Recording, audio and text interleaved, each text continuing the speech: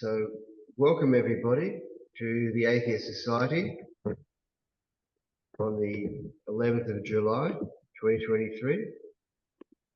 And we're very honoured today to have, before I say that, I'll just say something about the Atheist Society.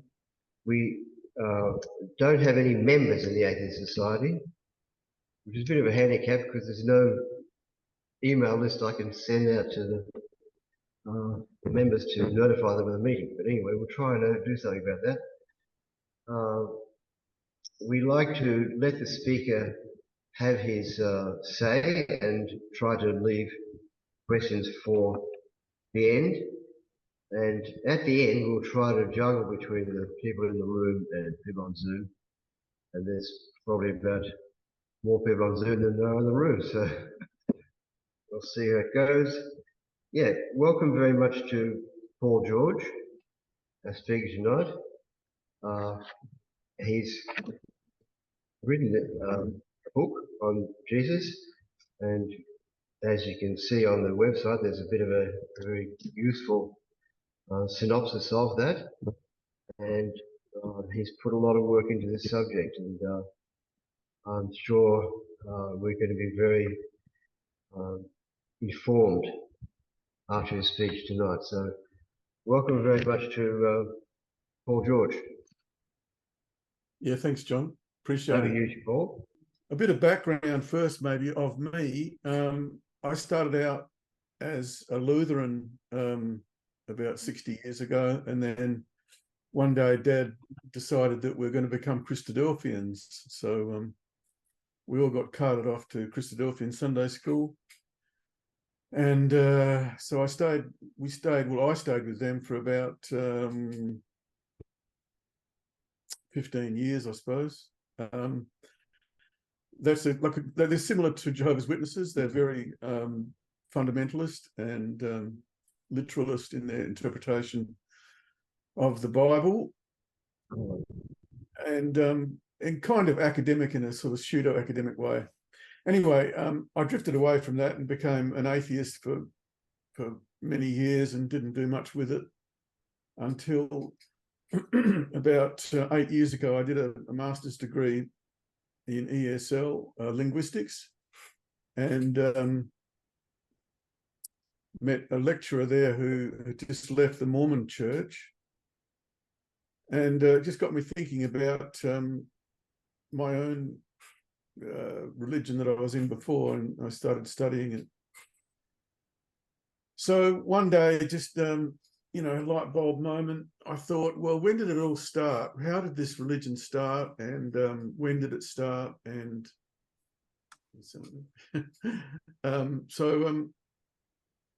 yeah, that was it, guys. So my main thesis from that date, from 2015, is that the Roman-Jewish War in AD 70, or the culmination of the war, when the temple was destroyed, was the catalyst which created the need for the religion and sort of got the whole thing going.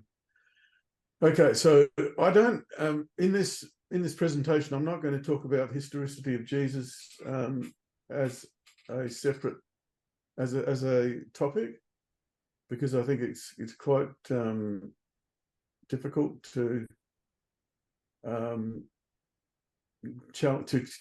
hold of that question because of the various things. Anyway, it doesn't matter. The question I'm going to look at today is just when did Christianity arise? Yeah. So just briefly, this is the book anyway on Christian origins from Amazon.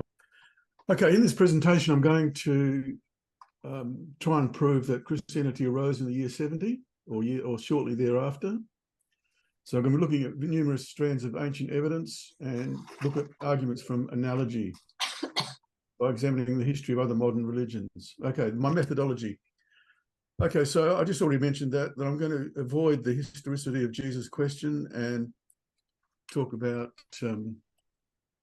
philosophy and sociology. So how to tackle the problem. So the main thing, I think, with a historical question, the first question that needs to be asked is, when did it happen? And Christians and most scholars just assume that it happened early in the 1st century, and I think this is a mistake. Okay, so how do we tackle the problem? Not how, but when did the religion arise? It should be the main question. Okay, so what do we know?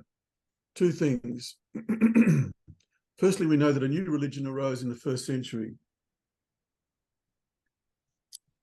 Pliny the Younger wrote a letter to Trajan. He was the governor. Pliny was the governor of Bithynia at the time, and he sought advice from Trajan on how to deal with the new sect of the Christians.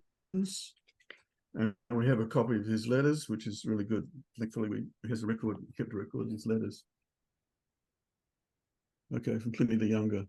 So he was in Bithynia, Pontus, up that region up there in northwest modern Turkey. Okay, this is what Pliny wrote to Trajan. Trajan was the emperor, of course. He said, "I have never attended hearings concerning Christians, so I am unaware what is usually punished or investigated and to what extent." Excuse me. "I am more than a little in doubt whether there is to be a distinction between ages and to what extent the young should be treated no differently from the more hardened, whether pardon should be granted to repentance, whether the person who has been a Christian in some sense should not benefit by having renounced it, whether it is the name Christian itself untainted with crimes or the crimes which cling to the name which should be punished. All I could discover was evidence of an absurd and extravagant superstition." Who is Pliny the Younger? Okay, sorry. Yeah, I'm going You to. said that. Yeah, I'm a bit. Yeah, I just assume people know stuff. I should. Yeah, okay. Pliny the Younger was the nephew of Pliny the Elder, of course. Pliny the Elder was a 1st century scholar who wrote a very famous book called Natural History. Pliny the Elder was the one that got hit by the volcano, wasn't he? Yeah, Vesuvius. He was killed in 79, but in the eruption of Vesuvius. Yeah, and his nephew Pliny the Younger became a kind of I guess wasn't really a scholar, but he ended up being a governor of Bithynia anyway, and he moved up through the ranks. So he started. He described the pyroclastic flow, or whatever it is, and nobody believed it until they observed it again. Yeah, that's right. Yeah, yeah. So they're all connected. That's right. So anyway, Pliny the Younger was he was writing his letter was written about 110 after about the year 110, and in his letter he said that he had interrogated some Christians, and one of them, or some of them, said that they had been Christians 20 years previously and abandoned the faith. So that means the Christians were around about the year 90 in the 1st century. Okay, is there any other firmly datable evidence? Yes, there is. Pompeii. Okay, some graffiti has been found in Pompeii, which suggests that the religion had found its way to the Italian peninsula before the year 79, the year of the eruption of Vesuvius. And they found this graffiti on a wall, Vina Maria Adia something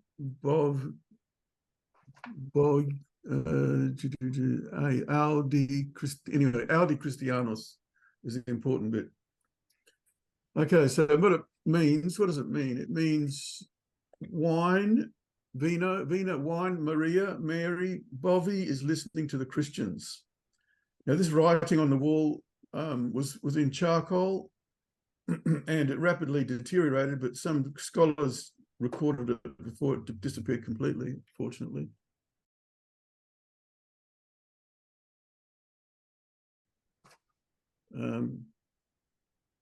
So the reference to that is this paper here, Wayman and Gray, which I can put in the chat if you want to look it up. It's a paper that was written in 2015. And a friend of mine went to Pompeii and she took a photo of the spot, but she couldn't get through because it's all been closed off, unfortunately, but it does exist. So there you go. That's the spot where it was found, probably behind those walls. Okay, so if the religion was around in 79, how much earlier did the religion arise? Okay, Josephus. What does Josephus say? Josephus was the Jewish historian who wrote the famous Wars of the Jews and Antiquities of the Jews in the 1st century. Okay, just quickly before I go to Josephus, there's some other evidence which is from the 2nd century Christian forgeries, such as the letters of Pilate, letters that Pilate apparently wrote to Tiberius, and supposed correspondence between Paul and Seneca. Seneca was a famous Roman philosopher in the 1st century who was a tutor to Nero. Now, Josephus, in the version of Josephus that we have, there is a section which apparently talks about Jesus. I'm not going to really go. I haven't got time to go into it in detail, but just to say that I think that's an interpolation, and it wasn't in Josephus originally. There's various reasons for that, but anyway, I haven't got time to go into it. So I'll have to do that another time. Okay, so Josephus doesn't. If the testimonium in Josephus is a forgery, then Josephus doesn't mention anything about Christians. Nothing. Philo of Alexandria was around up until the middle of the 1st century, and he doesn't mention Christians or Christianity. And of course, Seneca was a famous philosopher, talks about morality and doesn't mention anything about Jesus, the teaching of Jesus. Why not? He should have mentioned it, but he doesn't. The other guy that didn't mention anything was Justus of Tiberias, who was another Jewish historian of that time. Doesn't say anything about Jesus or Christians. Okay, the Dead Sea Scrolls. The Dead Sea Scrolls discovered in the last century near the Dead Sea make no mention of Jesus or Christians. Okay, so despite exhaustive archaeological effort, no monuments or artifacts have ever been found which can establish that Christians existed prior to AD 70. The usual explanation given by apologists is that the religion gained acceptance very slowly and went unnoticed for some 40 years. But this goes against everything written in the accepted record of the early church, the Acts of the Apostles, which has Paul and Peter making great waves in Judea and Asia, and even with the Jewish and Roman hierarchy. Josephus, who is our best source, despite being well connected to the authorities, including the Jewish King Agrippa, and being friend of the emperor, knows nothing of this missionary effort. So that is the problem. Famous painting of the Fire of London in 1666. Nothing to do with Nero. But anyway, persecution of Christians by Nero after the Great Fire of Rome in 64, as described by Tacitus, has been soundly debunked by scholars such as Shaw. And I can give you that reference too, but if you want it later on.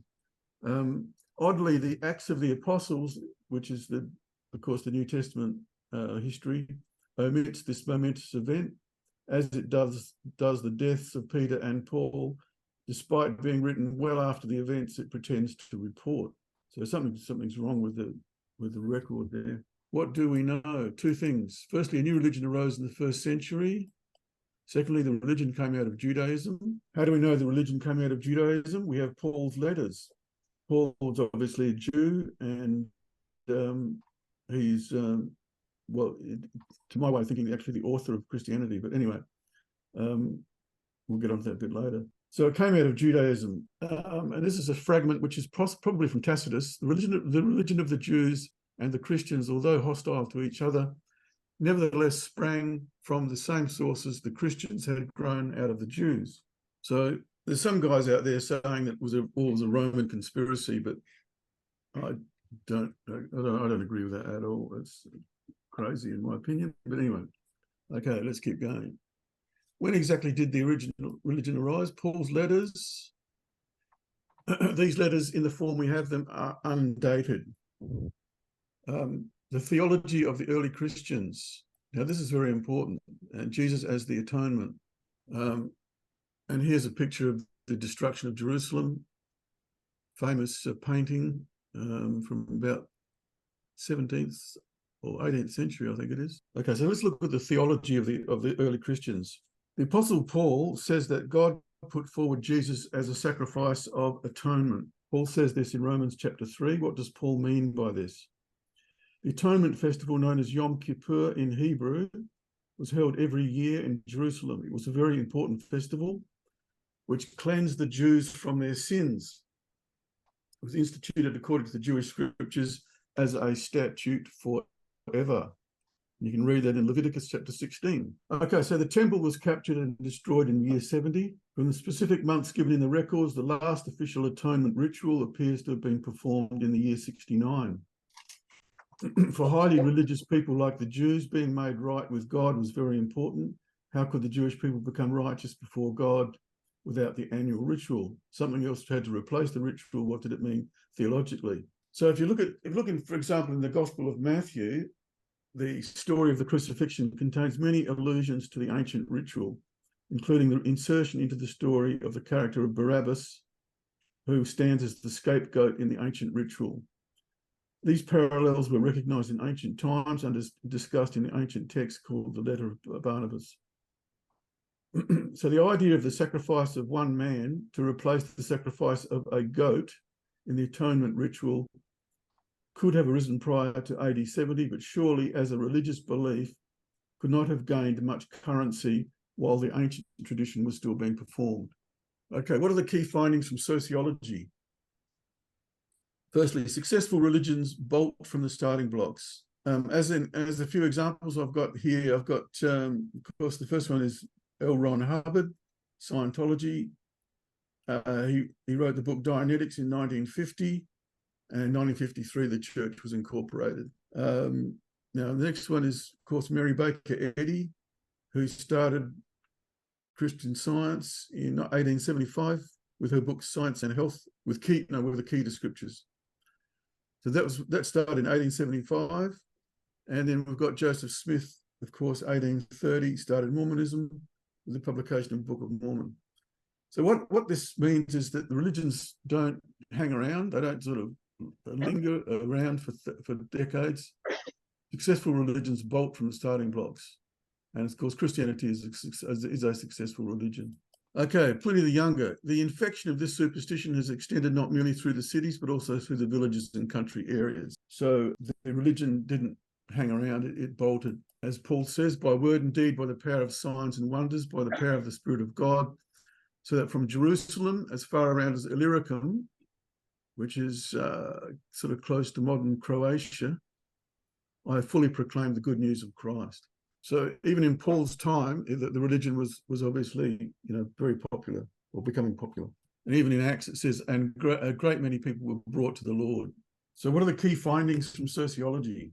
From sociology, we gather that successful religions bolt from the starting blocks. We also learn that religions almost invariably backdate their myths of origin. Once again, consider Mormonism. The Book of Mormon is a fictional account which attempts to establish a myth of origins for the religion in a pre-colonial America. Consider also 20th century Pacific island cults such as the Pomio Kivung of New Guinea or the John Frum cult of Vanuatu. When we examine Christianity, we see the same process in play.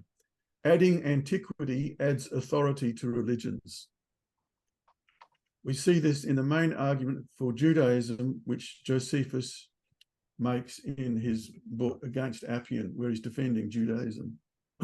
In fact, the fact that Christianity's myth of origins is clearly set by the Gospels, but not by Paul's letters, in the first half of the first century, almost guarantees that it actually started later. If we push this to the extreme, we come up against Pliny's letter, which almost certainly places the religion as existing at the end of the century. And of course, we've got the graffiti in Pompeii, so it was around year 79 for sure. Let's keep going here. successful religions bolt from the starting blocks. And religions almost invariably backdate their myths of origin. So here's the John Frum cult in Vanuatu. Mormonism, 20th century Pacific cults. Christianity, well, even Paul backdates Christianity to the time of Moses, Abraham, and Adam. So what happened in AD 70? Messianic expectations were high at that time. Okay, the Roman historian Suetonius.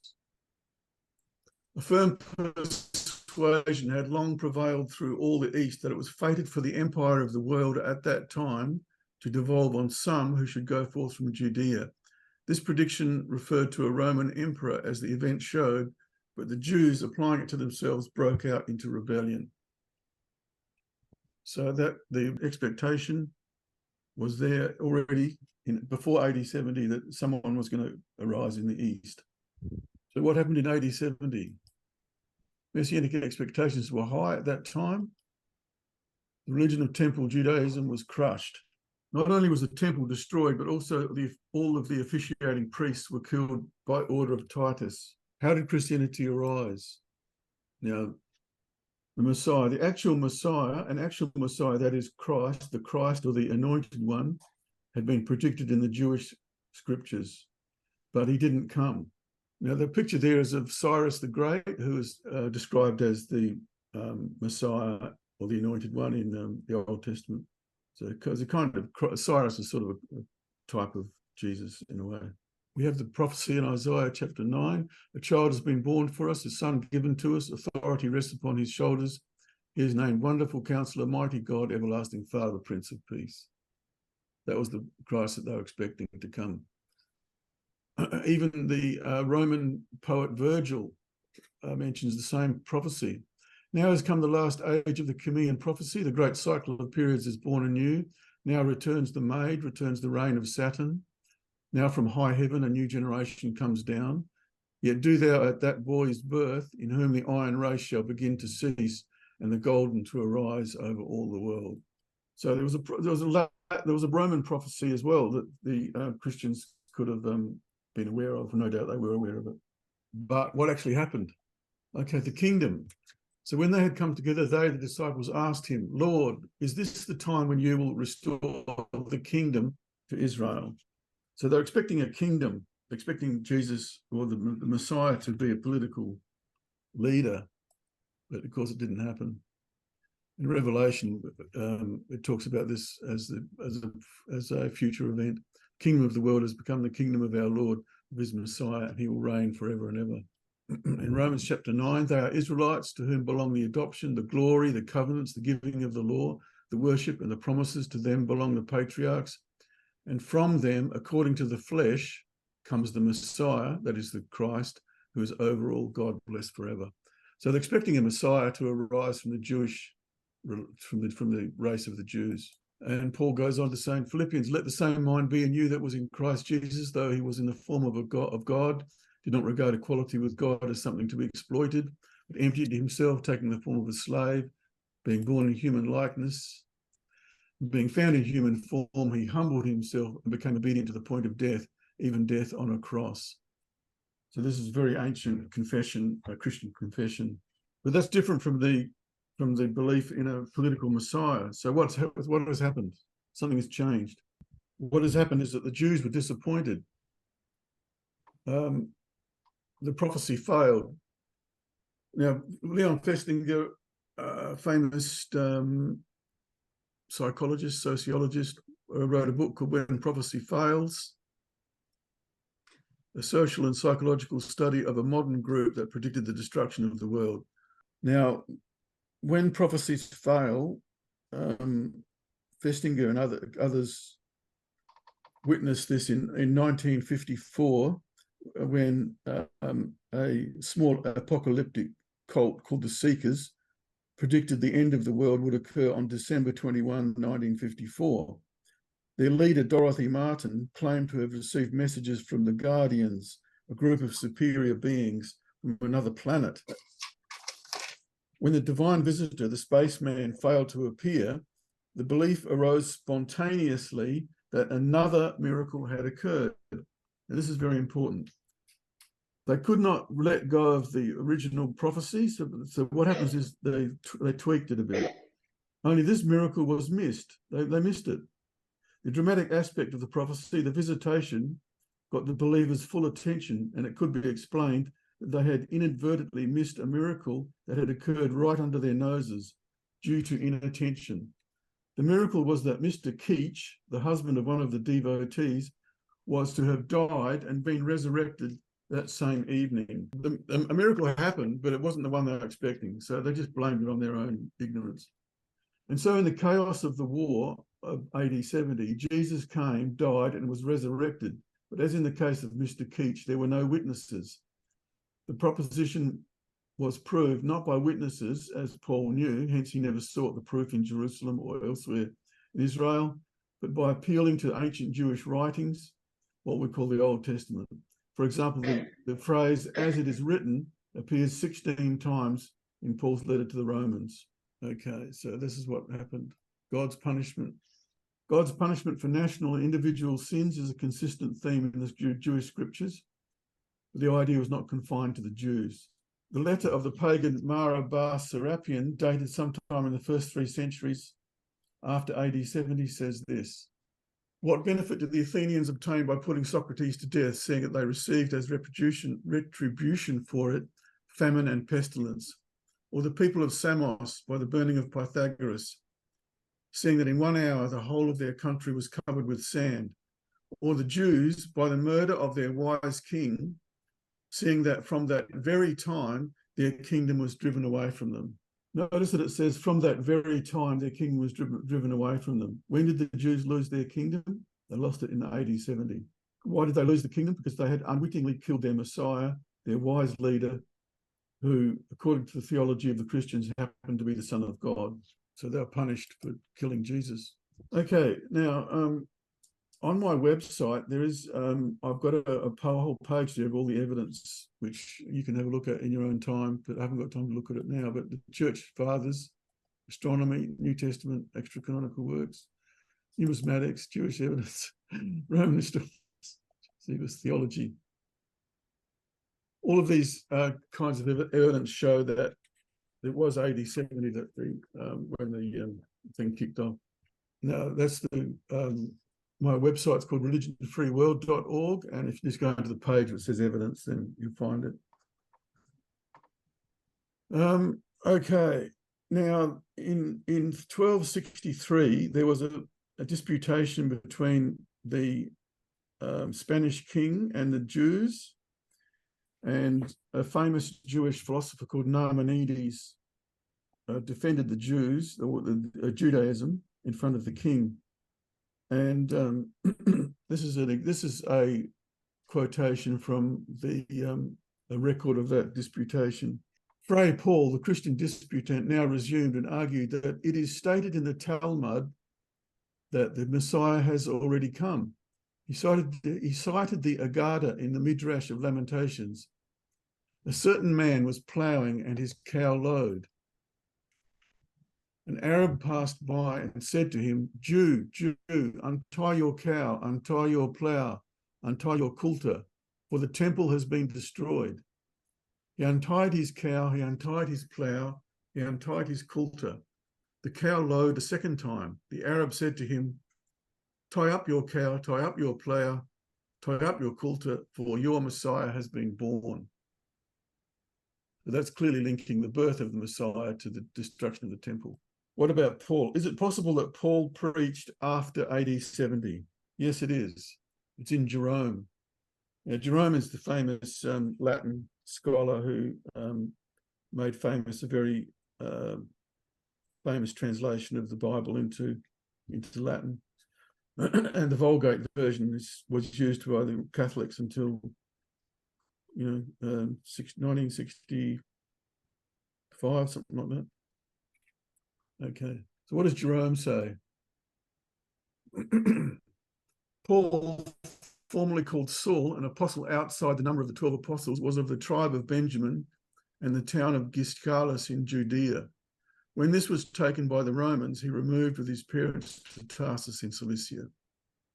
you just look just to the north of Galilee, there is an area of land up there that's between Syria and Galilee, is where the town that Paul came from, according to Jerome. It's called Giscalus. It's still there. You can go there now. And it's sort of celebrated as being the birthplace of Paul's parents, but I think it was where Paul was born, according to Jerome. And he left that town when the town was taken by the Romans. So clearly the incident they're talking about is when Vespasian, who was the father of Titus, was the emperor and or was a general, and took and invaded that area in the year 68. Okay, what else does Jerome say? Jerome says the veil of the temple has been rent, an army has encompassed Jerusalem. It has been stained by the blood of the Lord. Now, therefore, its guardians angels have forsaken it, and the grace of Christ has been withdrawn. The veil of the temple being rent is a reference to a passage in the Gospel of Matthew. So what Jerome's doing is linking the destruction of Jesus with the destruction of the city. Josephus himself, a Jewish writer, asserts that at the Lord's crucifixion, there broke from the temple voices of heavenly powers saying, "Let us depart hence." Now that saying, "Let us depart hence," comes from Wars of the Jews. So once again, Jerome is linking the crucifixion to the events that happened in AD 70. What about Paul? Is it possible that Paul preached after? Yes, it is. What about Peter, James, and all the others? From Paul's letter to the Galatians, we learn that Paul is their contemporary. They all flourished at the same time, and I think they all flourished after AD 70. Is there any evidence of post-AD 70 provenance in Paul's letters? Just as an aside here, this is a statue of Paul, which I found behind the cathedral at Tarragona in Spain. Tarragona was one of the main Roman cities in northern Spain. It was called Tarraco. El hombre que ha ejercido la máxima influencia en la historia universal.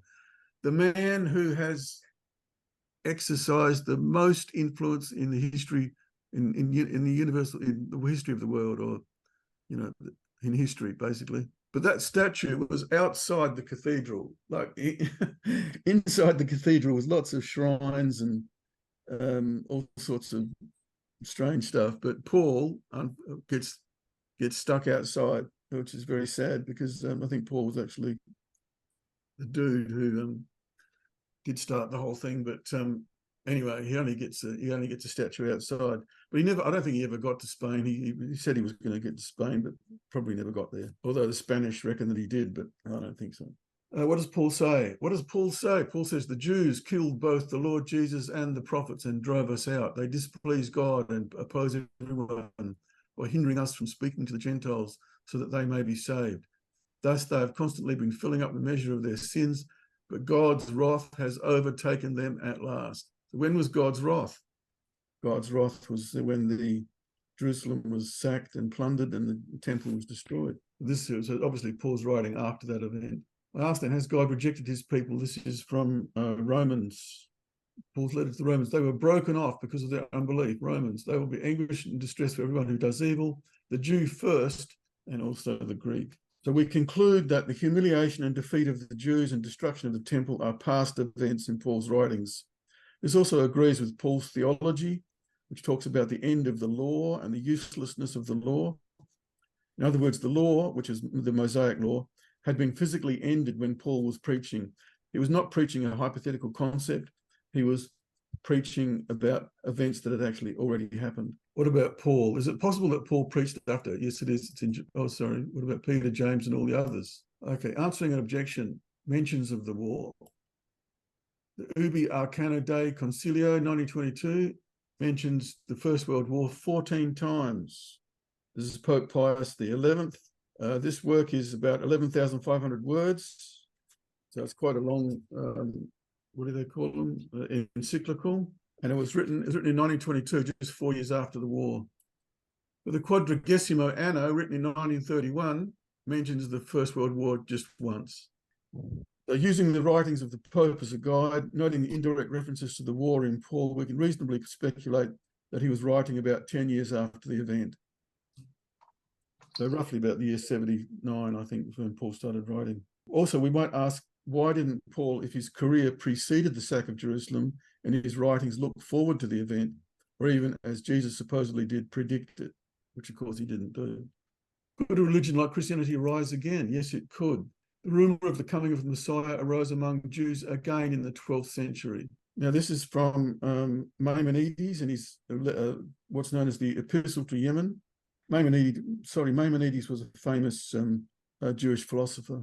About 50, he says, he writes this, about 50 years ago or less, a pious and virtuous man and scholar by the name of Moses al-Dari came from Dara to the province of Andalusia, which is in Spain, to study under Rabbi Joseph Halevi of blessed memory, Ibn Migash, of whom you very likely have heard. Later, he left for Fez, the centre of Maghreb. People flocked to him because of his piety, virtue, and learning. He informed them that the Messiah had come, as was divinely revealed to him in a dream. Yet he did not pretend on the basis of a divine communication, as did the former lunatic, that he was the Messiah.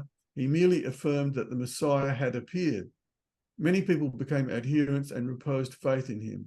And what happened was many Jews sold all their possessions, and because of some religious rule, they couldn't sell them for very much money. So they sold them for a pittance to the Muslims.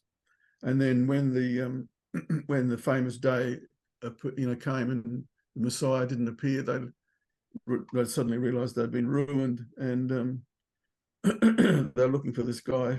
They couldn't find, I don't think they ever found him. He disappeared. But there you go. That's what people do. They believe the Messiah's coming. Any questions, please? Yes, thank you very much, Paul. We'll try to juggle the questions here. Most scholars date Paul's letters as to mid to late 50s. And for the Gospels, Mark wrote first, then Matthew, then Luke, then John. Although John's probably got two authors, and Acts was written by whoever wrote Luke, but all the Gospels are completely unauthored. But yeah, Paul's letters, only of which 7 are authentic, the rest are interpolations, which he's already covered. I mean, they're just stuff that people have put in claiming to be Paul. It's difficult because Paul writes as though he doesn't know about the Jewish war.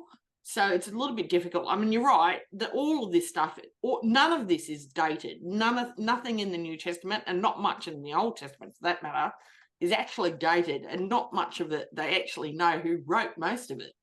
And I mean, there were big debates as to what was going to be included into the New Testament canon. And by the way, all the Bibles across the world differ. Like the Catholic books have got the Apocrypha. The Atheist Bible have got the most books of any Bible. And other books have got different books in it than ours do. There's no agreement as to who reads what. So, I mean, a lot of Christians have you believe this is very harmonious, and it absolutely isn't. So it's got that right. And he is right, too, that there was, because Judaism, especially back in the first century, was not one harmonious group. There was many different Jewish sects. And the Yom Kippur ceremony is absolutely where they came up with the idea of Jesus, whether the guy existed or not. Because Barabbas, as mentioned in Matthew, as he said, Barabbas actually means son of the Father. And if you think Jesus, well, his name's actually Joshua or Yeshua, which means son of the Father, too. So you got one son of the Father swat for another son of the Father. So it shows that it was just a complete, added for later effect. But no, it's got all that pretty much right. It's just that there is debate over when Paul's stuff was written, but look, it could be any time really, because it's the best guess is who the hell knows really. Pick up on one thing that you said, Mel, that Paul wrote as if he didn't know about the war. But, Paul said that he made reference to it. Is that right? What did you say about that, Paul? Yeah, I think he was writing after the war because he talks about the punishment of the Jews as being like a past event. And the other thing, the main thing about Paul is the theology, because he says Christ replaced the law. The law was absolutely central to Judaism. They believed that, Moses was a real person and he was given the law by God and, 10 Commandments and all that sort of stuff. So when the Romans destroyed the temple, they didn't just destroy the physical building, they destroyed the priests. They took all the holy objects to Rome, as you can see on the Arch of Titus in Rome. They probably wouldn't admit this, but they're really trying to stamp out Judaism, Yeah, the thing is too that the Jews had several revolts against the Romans. The one in 70 was just one of them. The reason why probably Christianity was real, I mean, apart from the temple being destroyed, so they thought, a lot of the Jews thought, as I said, there was numerous different sects, but a lot of them did think that when the temple was going to be destroyed, that would be the end of the world. That's what at least some of them thought. And that there would be a Messiah was at least some of them thought, not all of them, but at least some of them thought so. So the reason why, like, Jesus could have been added into the mix, so to speak, is to try and explain why the world didn't end when the temple got destroyed. But also, too, they were trying to come up with a way of coping now that they couldn't go to the temple. So the temple sect, as they called it, was not popular with everybody. There was a lot of politics. They were getting rich over others. They weren't popular for quite amongst some of the other sects of Judaism. And I think one of the reasons why the sect that led to Christianity came about is that when the temple got destroyed, they're all trying to explain it. And they go, now the way to talk to God is directly through Jesus rather than having to go through any of this other crap, praying at the temple or whatever. Look, and that's sort of like, it's debatable at best. The problem is, like, we have a period of time of which there's a complete blackout of any materials dating from that period of time to do with this sort of stuff. Like, so we are looking into a glass where half of it is missing. I was just wondering, this whole revolt business was lengthy. It started in 66 AD. They seized control of Jerusalem in that year. A legion was sent in to restore order, but that got virtually wiped out. And as far as I know, the Sanhedrin were exterminated by the Sicarii or something. That was the end of the Sanhedrin. Sanhedrin. No, they weren't. They kept control of Jerusalem. Jerusalem was the last bastion of Jewish resistance. Well, no, it wasn't the last, but it was the second to last. But Masada was the last one. But Jerusalem was held out until August AD 70. It was finally, completely overrun. They had three walls, like three walls around Jerusalem. So they gradually sort of moved in. But I think this was the revolt where the Sanhedrin were wiped out, weren't they? Yeah, but the Sanhedrin were the Jewish leaders. They were the upper class. Yeah. Some of them might have escaped. I don't know. They were actually friendly to the Roman authorities because they thought, well, it's a smart thing to do. Somewhere, yeah. So I'm just wondering how you figure this with that whole length. So you're running from 66 AD being the revolt period.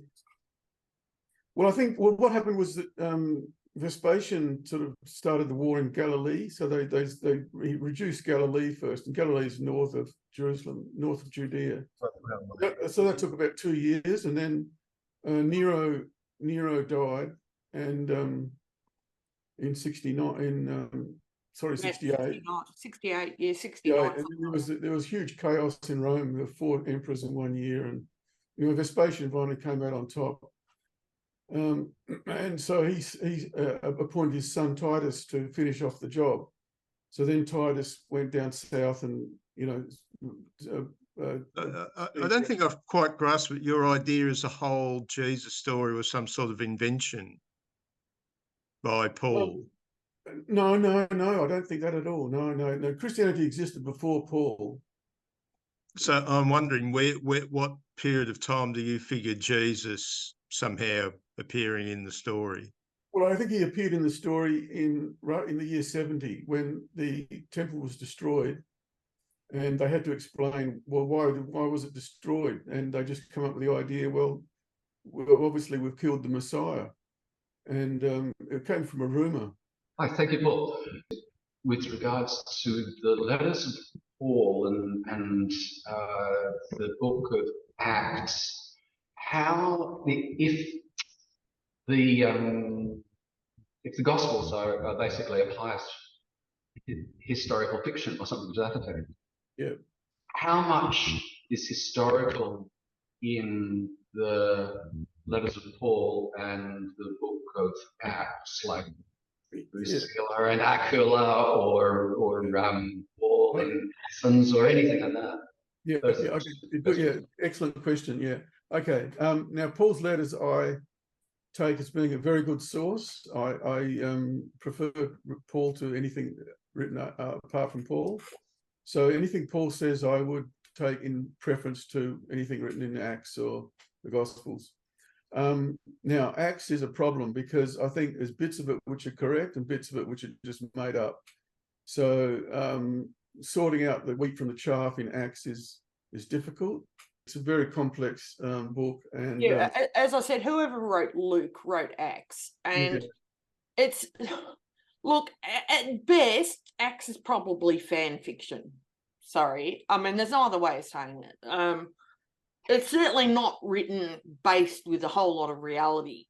I mean, Matthew's got a hell of a lot of Mark in it, so Mark had to have preceded Matthew. Look, how much of Paul was written was historical? Because, like, Paul discusses meeting with Peter and maybe one other apostle, but he says plainly in his 7 authentic letters that they added nothing to what he was already saying. And he also states very clearly in his 7 authentic letters, because the rest are just crap written by later people, he states very clearly that the other apostles also got their information, that the only way they got their information was by the Old Testament and by revelation, which they meant divine visitation of some kind. So that's what Paul says. So if we are to believe anything at all from Paul, then he's saying that he doesn't know anything about an actual person.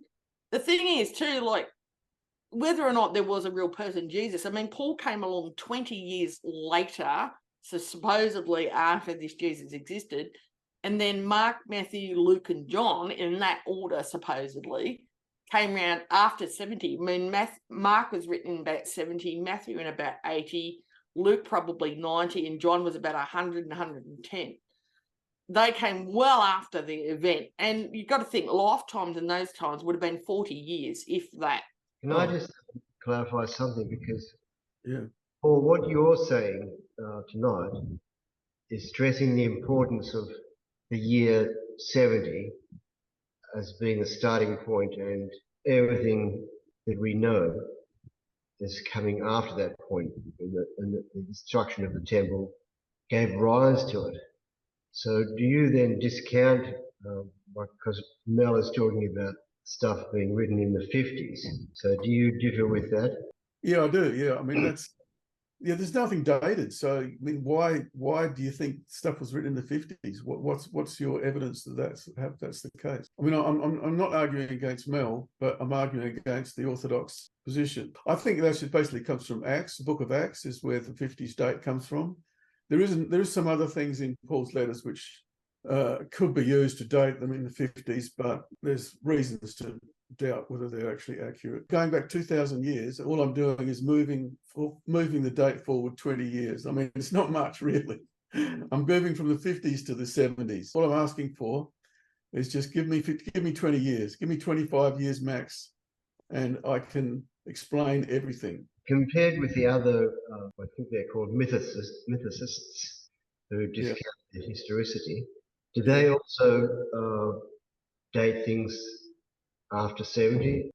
Any ancient text, right? Like any ancient text, you have to look at it in multiple ways, and there's lots of arguments and questions about any ancient text. You know, you can't sort of just present one passage out of one text and say this is it. You can't do that. You have to have multiple pieces of evidence. You know, so I spent 2 years researching.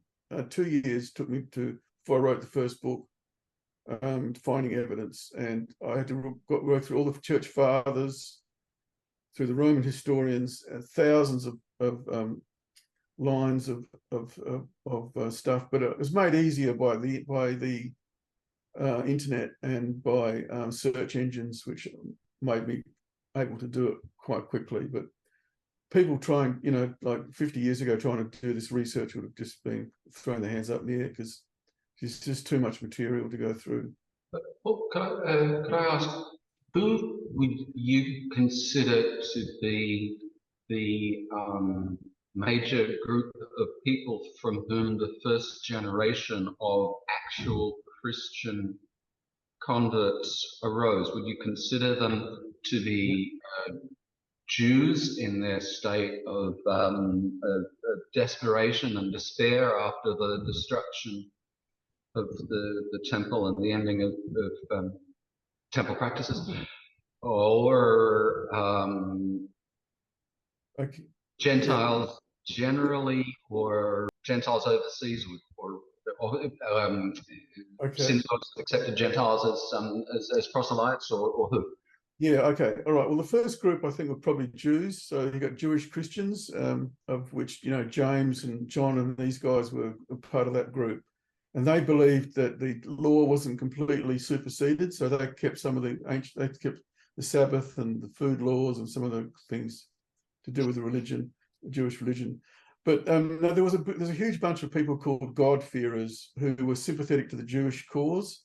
And they read the Septuagint, which is the Greek version of the Hebrew Bible, and they sort of hung around the synagogues, probably in the diaspora, because many Jews lived outside Judea. Most Jews lived outside of Judea, and in various cities like, you know, Corinth and Athens and so on, and Rome. These God-fearers who were Gentiles, they weren't Jews, would have had a great interest in these sorts of religions. You know, they would have seeing what was happening in Jerusalem and been horrified by it and been shocked by it, and we wanted to know the answer as well. Yeah, so there as you say, there were groups of people who were primed. They were primed to accept the new religion. They were, you know, ready to go. Yeah.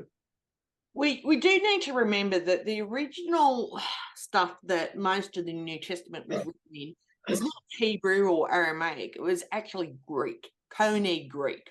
Like, if you are talking about anyone who hung around Jesus, didn't happen.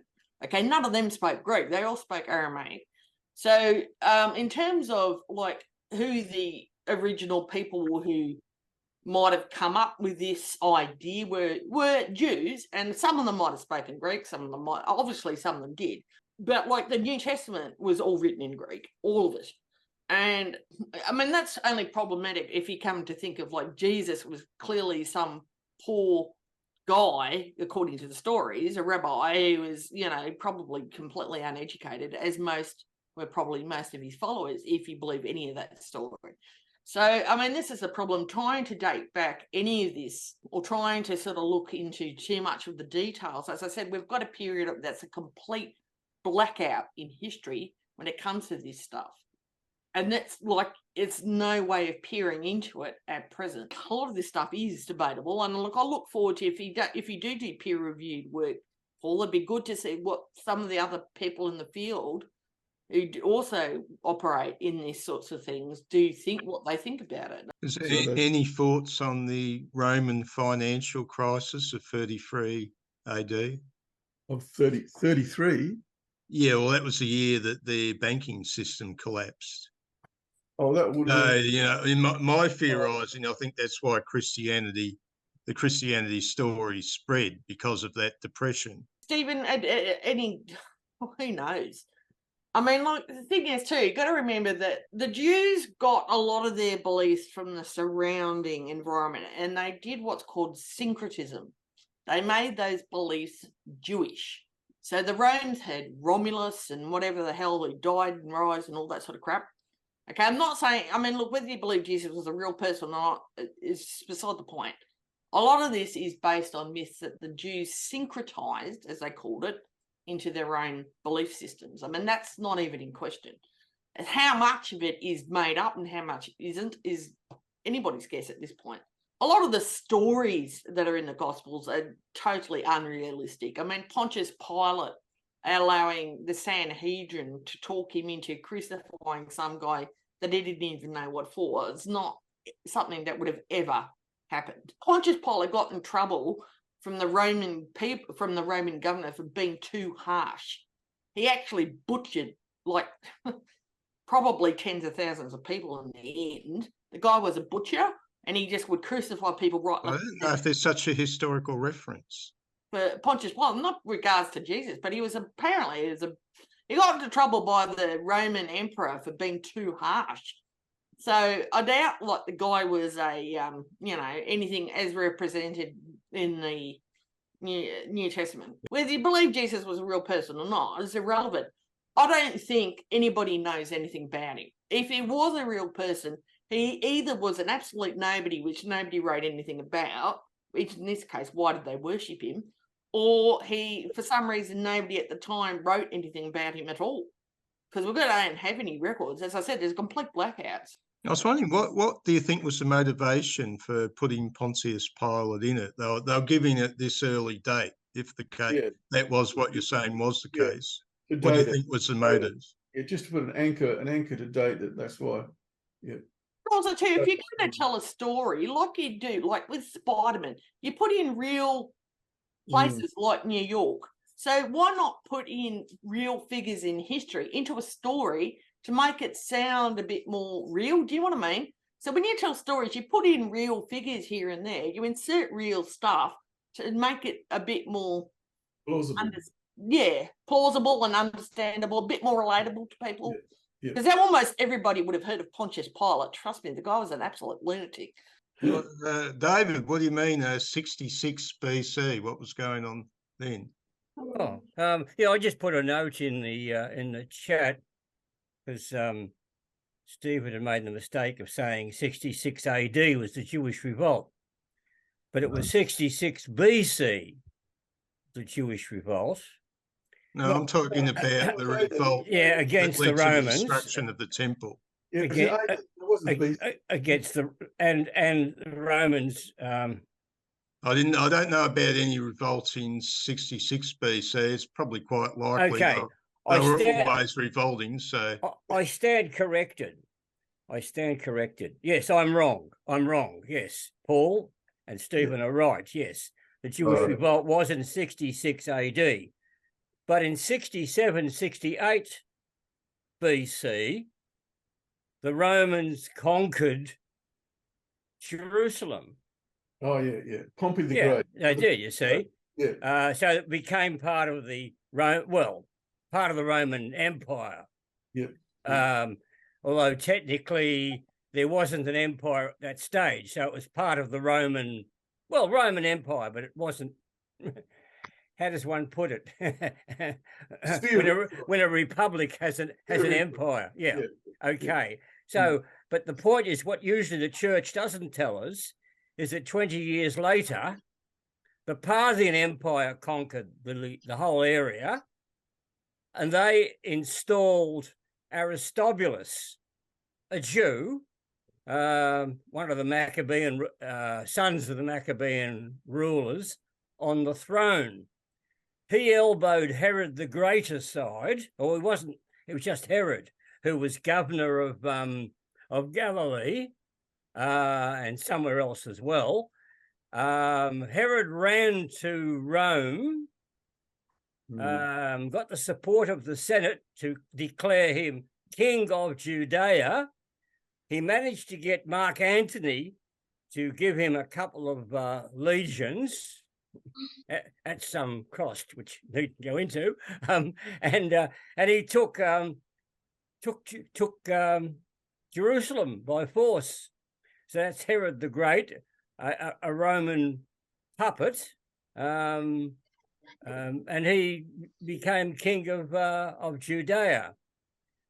After he died, and the ensuing rumpus that he had caused, to answer Stephen's point, that's when the Romans decided to put in a procurator, and Antipas was the first one. That's what they call the Second Jewish War, which is very important, because only after that revolt that the actual Christians separated, declared that they were a separate from Judaism. So that's the moment. I mean, the way I would put it is that Christianity was a sect of Judaism. It was a Judaic sect called Christians. They call themselves Christians until after that Bar Kokhba revolt and Hadrian, the Emperor Hadrian, banning Judaism, that the Christians decided that they didn't want to be banned, so they declared that they weren't part of Judaism. They were a separate religion. So in a way... What year was that, David? What year was that you're talking about? Or 136 AD is that's the end of the Bar Kokhba. The Jews call Bar Kokhba a false messiah, trying to hide the fact that they must have considered him a messiah in the first place, which they did, because he did what the Jewish messiah was meant to do and get them the Holy Land. That's what the Messiah was for them. He was to get the Holy Land, and he did. He pushed the Romans out, but only lasted a couple of years until the Romans got their act together and took it back. So the Jews say, oh, he's a false Messiah. See, he didn't do what the Jewish Messiah was meant to do, which is all warfare. Didn't they ban Jews from living in Palestine at that point? Exactly. So the Christians declared that they were not part of Judaism. So that's the moment when, like in my viewpoint, they become a religion, a separate religion, rather than just being a sect of Judaism. But they brought themselves unstuck by doing so, because the Romans and all the previous empires had given the Jews special privileges, because they were considered so, as an atheist, I would say insane, so peculiar, that they were allowed not to pay homage to the emperor, not to worship the emperor, and other privileges. So by declaring themselves separate from the Jews, the Christians lost all their privileges. So later on, the Jews didn't have to light incense to the spirit of the emperor, but the Christians did, because they weren't part of Judaism. So anyway, that's just my take on it. Look, what I've said might not be right. It's up to you lot to go and check it out for yourselves, and you'll find, as Paul quite knows, every historian's got a different viewpoint. Anyway, Paul, it was a really good. Thank you so much for coming and speaking. Thanks for listening. It was really good. Yeah, I look forward to seeing you try and get your work peer reviewed. So I want to see what other people make of it, so that we can. Because look, if we can shift some of these dates, that's great. I mean, I'd be all for that, because I'm well aware what Christian orthodoxy says. Yeah. Well, I've offered Paul the opportunity to address the agnostics group. Boy. I think in October, if he wants, and you can have another go at him. I think Paul's had enough of me. He can. Do you really want me to? You don't. I'm on Facebook, so I get this all the time. I'm used to it. Don't worry. I think that, as you say, it's such a big topic, and we've really only looked at one aspect of it. And as you said, you didn't mention, you weren't going to talk about the historicity of Jesus, which probably could be the subject of one of your talks, the subsequent date. So there's a lot to be covered, and I think that the discussion we've had tonight has been quite informing, and all of us together have pretty well come to the conclusion that we know that the traditional story is all a load of rubbish. So the question is, why is only a few of us here, and another 2 billion people in the world actually still believe it? Anyway, Yeah. we've got to keep working at it. That's right. Okay, well, I think on that note, maybe we'll close the meeting for tonight. And thank you very much, Paul. Thank you. Thank you for listening.